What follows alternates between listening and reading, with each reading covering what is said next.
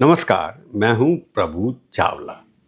देश भर में चुनाव हो रहे हैं, नई असेंबली बनेंगी, कई नए मुख्यमंत्री आएंगे या पुराने दोबारा से जीतेंगे। परंतु एक ऐसा भी प्रदेश है जिसके अंदर इलेक्शन नहीं हो रहा है, जो पिछले साल हो गया था। वहाँ भी परिवर्तन होना है। क्या वो इलेक्शन के साथ होगा या अभी होगा? हम इसी विषय पर करेंगे आज की प्रभुवाणी। तो दोस्तों, मैं किस प्रदेश की बात कर रहा हूँ आप समझ ही गए होंगे। मैं बात कर रहा हूँ बिहार की। कई सालों के बाद, राज करने के बाद, 10वीं बार मुख्यमंत्री बनने के बाद नीतीश कुमार ने अपनी पारी को अंत कर दिया। वो नॉट आउट रहे, वो विकेट से वॉकआउट करके चले गए, यानी कि उनको आउट नहीं किया। वो खुद ही बल्ला लेकर के बाहर निकल गए और मैदान खाली छोड़ दिया कि किसी और को बना सकते हैं। क्रिकेट का सीजन है, IPL शुरू होने वाला है। अब है कि नई टीम का कप्तान कौन होगा वहाँ पर, कि कप्तान वहाँ पर बहुत सारे हैं। तो नीतीश कुमार जो थे वहाँ के 23वें मुख्यमंत्री थे। तो बिहार का 24वां मुख्यमंत्री कौन होगा, इसके ऊपर अटकलें शुरू हो गई हैं। क्यों शुरू हो गई हैं? कि बिहार के मुख्यमंत्री यानी कि नीतीश कुमार, जिनको पलटू राम के बारे में कहा जाता था, जिनको सुशासन का राज भी कहा जाता था, जिनको जंगल राज के साथ जोड़ दिया जाता था कई बार, क्योंकि वो लालू के साथ रहे, अगर वो चले गए, कहाँ चले गए? वो राज्यसभा के मेंबर बन गए। इस उम्र में आकर के 75 साल के होने वाले या हो गए हैं। उनको कहा गया है कि आप विश्राम करिए, आप राज्यसभा में आ जाइए। जहाँ पर एल्डर लोग होते हैं वो राज्यसभा में चुनाव जीत भी गए। और वो राष्ट्रीय अध्यक्ष बनने के लिए उन्होंने अपना नॉमिनेशन भरने की बात की है। या दोबारा से राष्ट्रीय अध्यक्ष बनेंगे या नहीं बनेंगे, परंतु को लगता है वो पार्टी के अध्यक्ष बने रहेंगे, ऐसा लगता है। परंतु उनकी जगह शासन प्रदेश का कौन संभालेगा? ये तो लगभग तय है कि भारतीय जनता पार्टी का पहला मुख्यमंत्री बिहार के अंदर बनेगा।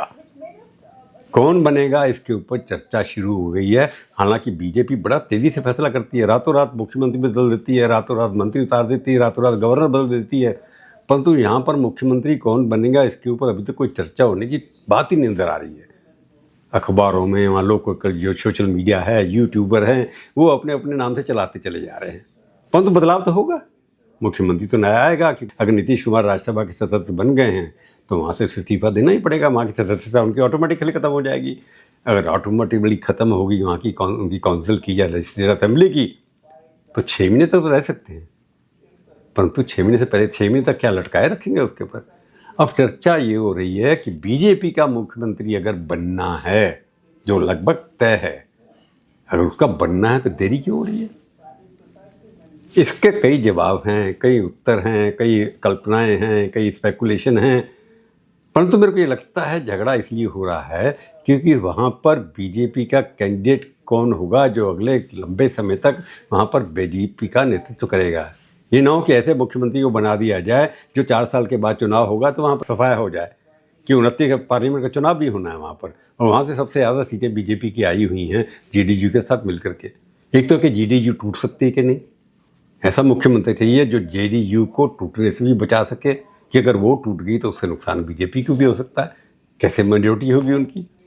तो चर्चा इस बात की हो रही है कि ऑटोमेटिक जो वहाँ के 2 डिप्टी चीफ मिनिस्टर हैं, एक सम्राट चौधरी है, उनको मुख्यमंत्री बना दिया जाए, क्योंकि वो भी उन्हीं के कोयरी हैं, यानी वो कुर्मी हैं। अगर नीतीश कुमार जी वो कोयरी हैं तो भाई भाई हैं, एक ही जात के हैं, OBC हैं, इसलिए ट्रांजिशन जो है कि एक जाति से हमने उसी जाति का आदमी बना लिया तो वहाँ के लोग नाराज नहीं होंगे, ये भी सोचने की बात है। और सम्राट चौधरी के ऊपर काफ़ी पुराने कंट्रोवर्शियल आदमी रहे, और बिहार की जो राजनीति है उसके अंदर दल बदलू भी रहे हैं। वो RJD में शुरू हुए, उसका JDU में गए, RJD से 17 MLA लेकर के या 16 MLA लेकर सरकार गिराने में शामिल हुए, और उसके बाद वो BJP में आ गए। BJP में आने के बाद वो वहाँ के डिप्टी चीफ मिनिस्टर भी बन गए, और वो 57 साल उनकी उम्र है।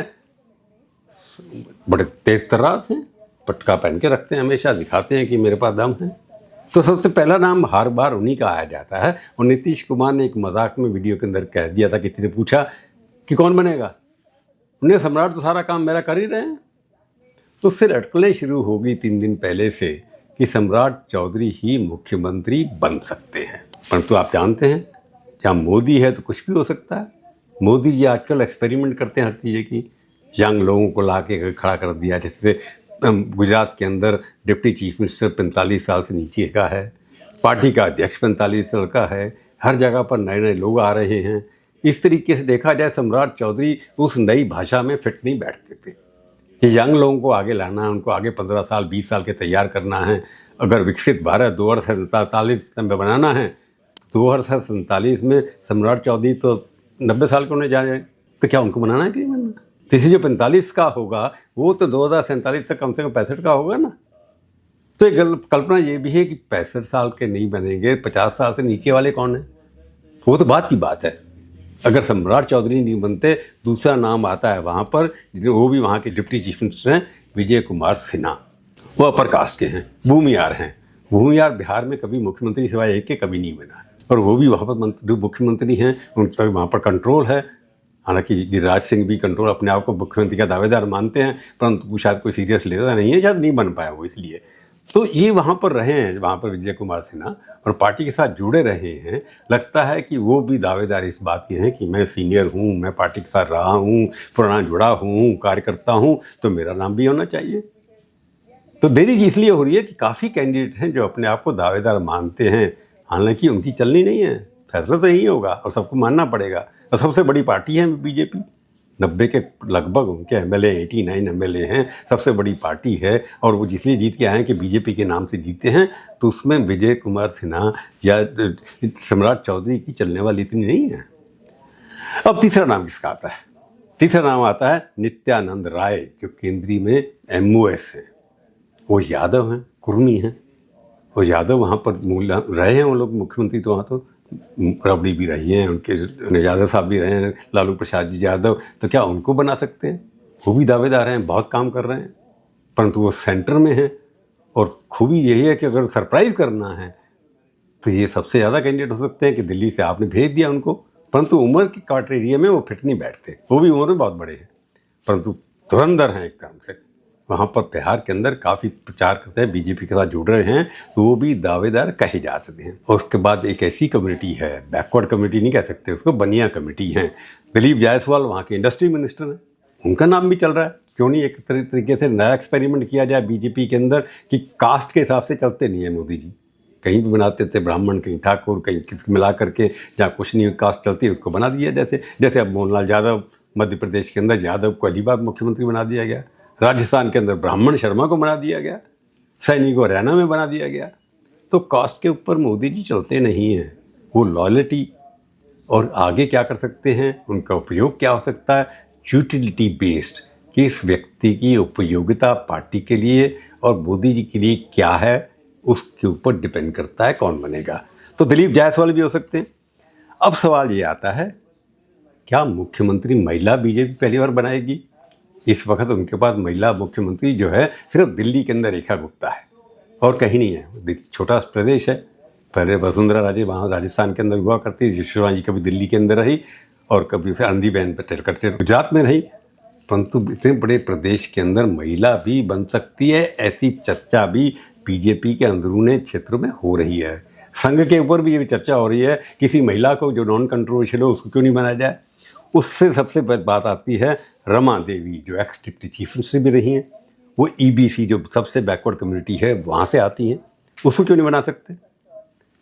उनका नाम चल रहा है कि इससे कोई नॉन कंट्रोवर्शियल है, ग्रुप भी नहीं है और वहाँ पर बन सकती हैं। दूसरा नाम बड़ा नया एक नाम है जो वहाँ पर चला, मेरे को भी उम्मीद नहीं थी कि नाम भी चर्चा में आ सकता है। श्रेयासी सिंह हैं, जो दिग्विजय सिंह की शायद बेटी हैं, MLA जीत के आई हैं, अच्छी पढ़ी लिखी हैं, ठाकुर हैं। ठाकुर भी वहाँ पर सिर्फ सत्यनारायण सिन्हा बने और कोई बना नहीं है। इससे पहले कभी अगर बने होंगे, ठाकुरों का प्रदेश भी, वहाँ ठाकुरों की पॉपुलेशन बहुत ज़्यादा है, ठाकुर का ही क्यों नहीं तैयार किया? ठाकुर भी हो और महिला भी हो और यंग भी हो, जो अगले 40 साल 30 साल की पॉलिटिक्स करने वाली हो, उसका भी नाम चल रहा है। इसी तरह एक और EBC है, गायत्री देवी, उनकी भी बड़ी रिस्पेक्ट है, नॉन कंट्रोवर्शियल हैं, उनको भी किस ग्रुप में नहीं आती, उनको भी बनाया जा सकता है। तो इस तरह से लगता है कि कोई ना कोई महिला या किसी ऐसे व्यक्ति को जिसका नाम चर्चा में बिल्कुल नहीं हो। परंतु मुख्यमंत्री बनाना बिहार के अंदर इतना आसान नहीं है कि बिहार बड़ा प्रदेश है, उन सबको लेकर के चलना है, क्योंकि मोदी जी या अमित शाह जी वहाँ पर जाकर के रोज़ नहीं बैठ सकते और बिहार को विकास भी करना है। बिहार के पास बांग्लादेश का बॉर्डर भी लगना है, उसको भी कंट्रोल करना है। बिहार के अंदर हर तरह की पॉलिटिक्स भी है कि अगर JDU कमज़ोर होती है तो उसकी वजह से RJD भी खड़ी हो सकती है, कि तेजस्वी यादव आगे जाकर कंपटीशन वही देगा कि कांग्रेस समाप्त हो गई है। अभी भी डिफेक्शन कर गए कांग्रेस लोग राज्यसभा इलेक्शन के अंदर, आरजेडी के भी लोग भी कर गए, हालांकि मुस्लिम एमएलए भी छोड़ के चले गए उनको के। परंतु फ्यूचर के अंदर विरोधी दल का नेता कोई होगा जो चैलेंज देगा बीजेपी को, वो तेजस्वी यादव ही होगा। वो अभी 36 साल के या 35 साल के जितने भी हैं, तो इनके जो मुख्यमंत्री के दावेदार हैं वो सब उससे बड़े हैं। तो पॉलिटिकली जो है time is on side of Tejashwi Yadav, समय उनके साथ है, लंबा लड़ाई करने के लिए तैयार हैं। तो बीजेपी को ये सोचना होगा कि इन सब ने कैंडिडेट में से ऐसा कौन से व्यक्ति हो जो मोदी जी को पसंद हो, जो आरएसएस को पसंद हो, जो तेजस्वी यादव के साथ लंबे समय तक लड़ाई करने के लिए तैयार हो। क्योंकि मोदी भी आगे जाकर के थोड़ा इंटरेस्ट कम ले सकते हैं, अमित शाह कितना इंटरेस्ट लेंगे देखने वाली बात है। और उसके अंदर बीजेपी अंदर कोई राष्ट्रीय नेता लाकर तैयार नहीं हुआ। वहाँ पहले सुशील मोदी थे या कैलाशपति मिश्रा थे, बड़े बड़े नेता थे जो अभी नहीं है वहाँ पर।